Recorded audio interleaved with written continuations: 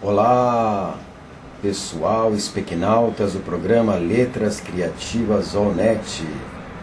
É um grande prazer tê-lo aqui conosco novamente, hoje apresentando a Lei de 3 na redação, uma estratégia, ou antes, um estratagema para a redação criativa, para a redação contextualizada. Acompanhemos, por enquanto, alguns slides que representam esta ideia, esta técnica utilizada a partir da Lei de 3 e da Lei das Oitavas.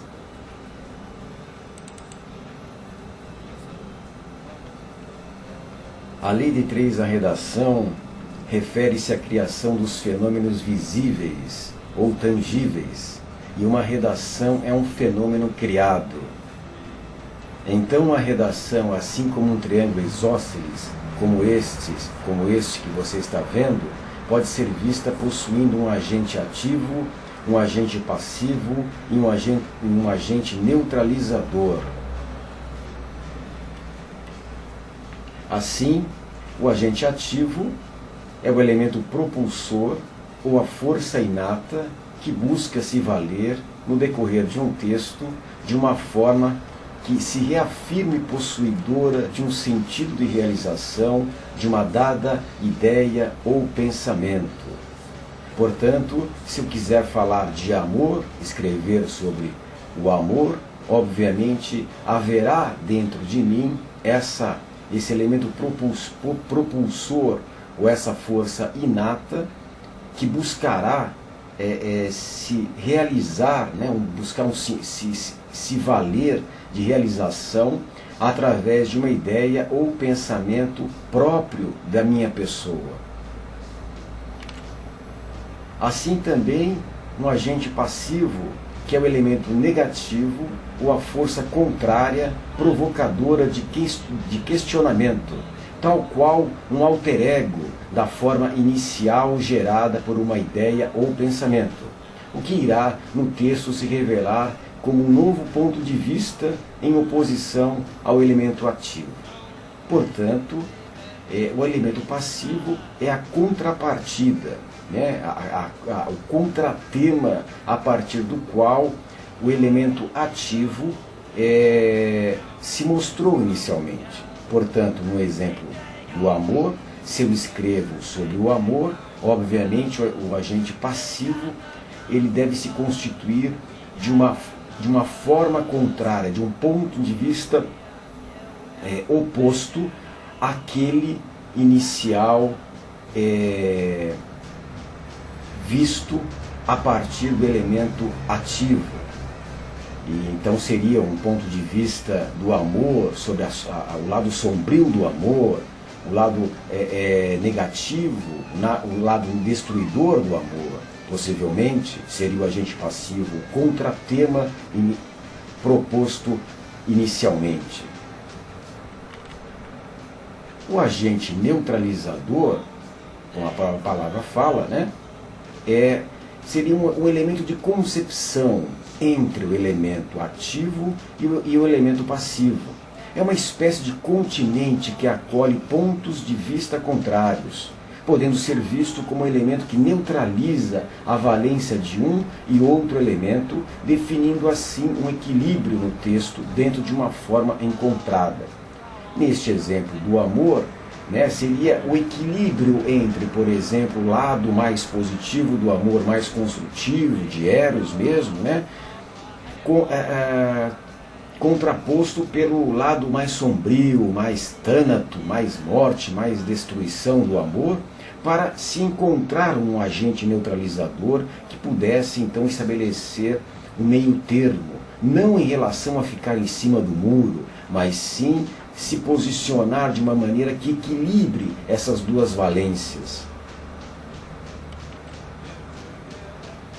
A lei das oitavas musicais, na redação, aplicada à redação, seria uma espécie de qualificador para o texto, né? Um texto pode ser visto como sendo montado em passos como se fosse dentro de uma escala musical, na qual partimos de um ponto e percorremos um ciclo completo. No entanto, a qualidade de um texto só poderá ser assegurada se nos pontos de choque acrescermos uma nova dose de energia, e esta energia pode ser colhida no ambiente ou no âmbito de nossas emoções ou intelecto. Vocês notem que aí existe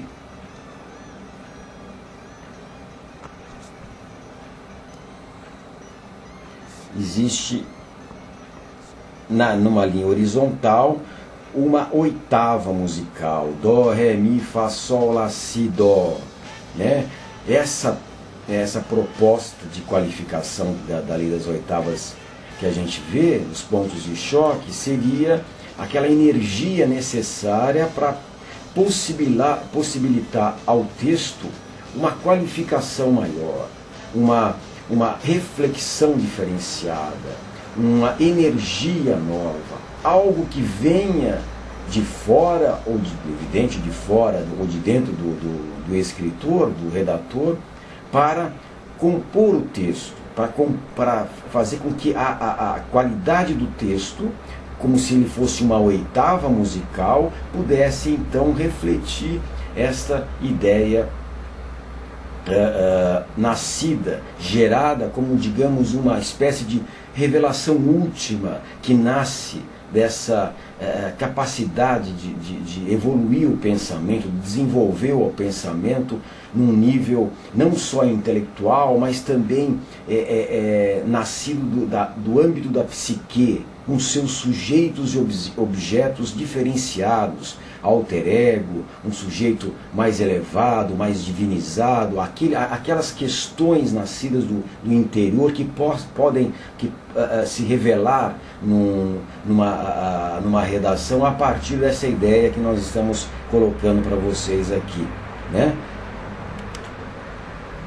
Então, dentro desse contexto, haverá ou uma involução ou uma evolução do texto. No primeiro caso, se a narrativa perde a atenção ao ponto de choque, né, que seria depois de Dó, Ré, Mi, o primeiro ponto de choque, ou o ponto extra de energia, como nós falamos, a qualidade do pensamento degenerará. Então, a tendência é que a redação caia em qualidade, né?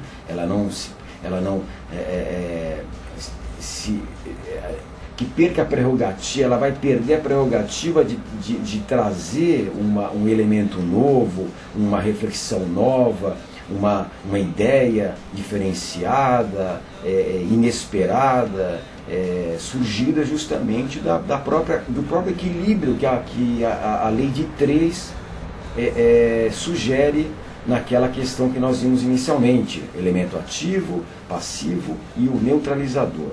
Se ao contrário estivermos atentos ao ponto de choque dentro da oitava, que é um texto, digamos assim, se a gente colocar como um texto, por meio da qual podemos ver o sentido que o texto toma, a qualidade deste evoluirá a um outro nível. Então, se no primeiro ponto de choque, depois de Dó, Ré, Mi, nós tivemos uma concentração exterior, né, uma energia nova, uma ideia nova no texto, ele vai crescer, né, assim como no segundo ponto de choque, depois de Si, Fá, Sol, Lá, Si, acontece um novo ponto de choque externo ao texto e ele novamente pode evoluir. Essa é a questão mais específica da lei de três e da lei das oitavas na redação. Um pouco hermético para vocês que estão tomando ciência desse pensamento, dessa ideia, né, dessa estratégia narrativa, criativa de redação, porém nós nos utilizamos correntemente no nosso trabalho redacional e em nossos cursos também. Então você que porventura queira desenvolver o seu talento criativo, redacional, saberá que nos cursos do projeto Letras Criativas esta técnica ela é aplicada, né? Consulte também o nosso site www.letrascriativas.com. Fique agora com uma entrevista inédita com um novo entrevistado do programa Letras Criativas AllNet.